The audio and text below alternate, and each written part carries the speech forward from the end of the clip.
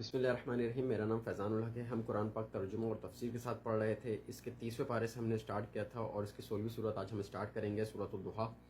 بسم اللہ الرحمن الرحیم۔ والضحیٰ، قسم ہے دھوپ چڑھنے کے وقت کی۔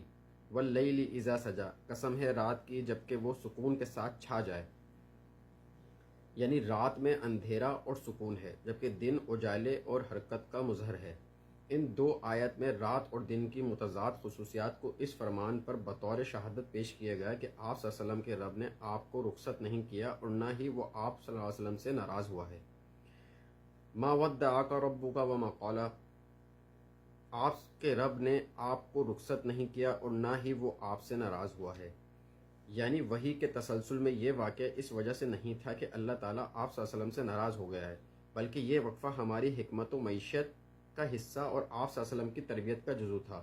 ظاہر نظام کائنات میں دن کے اجالے کے ساتھ رات کی تاریکی کا وجود بھی ناگریز ہے۔ چنانچہ جس طرح دن کے بعد رات کا آنا ضروری ہے، اسی طرح نفس انسانی کے لیے بسط و کشاد کی لذت کے ساتھ ساتھ انقباض کی کیفیت سے آشنا ہونا بھی ضروری ہے۔ وَلَلْآخِرَةُ خَيْرٌ لَكَ مِنَ الْأُولَى، اور یقیناً بعد کا وقت آپ کے لیے بہتر ہوگا پہلے سے۔ یعنی اس وقفے اور انقباض کی کیفیت کے بعد آنے والی اب ہر گھڑی اور ہر ساتھ آپ صلی اللہ علیہ وسلم کے لیے انتباس اور انشاء کا نیا پیغام لے کر آئے گی۔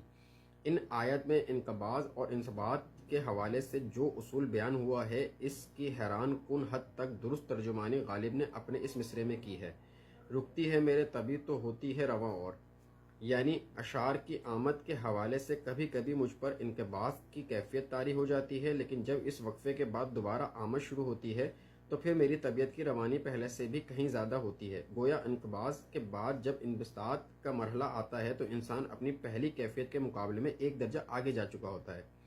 اس آیت مبارکہ سے یہ مفہوم بھی متبادر ہوتا ہے کہ یقیناً ہر آنے والی گھڑی آپ صلی اللہ علیہ وسلم کے لیے پہلے سے بدرجہ بہتر ہے۔ آپ صلی اللہ علیہ وسلم پر آپ صلی اللہ علیہ وسلم کے رب کے لطف و کرم اور انعامات و احسان کا سلسلہ ہمیشہ جاری رہے گا۔ ہر آنے والا وقت گزشتہ حالات سے بہتر ہوگا۔ اس ایک جملے پر میں کفار کے طعن و تشنیع اور الزام تراشیوں کا بھی سدباب کر دیا گیا اور اسلام کے درخشاں مستقبل کے بارے میں بھی نوید جانفرادی سنا دی گئی۔ وَلَسَوْفَ يُؤْتِيكَ رَبُّكَ فَتَرْضَىٰ، اور عنقریب آپ کا رب آپ کو اتنا کچھ عطا فرمائے گا کہ آپ راضی ہو جائیں گے۔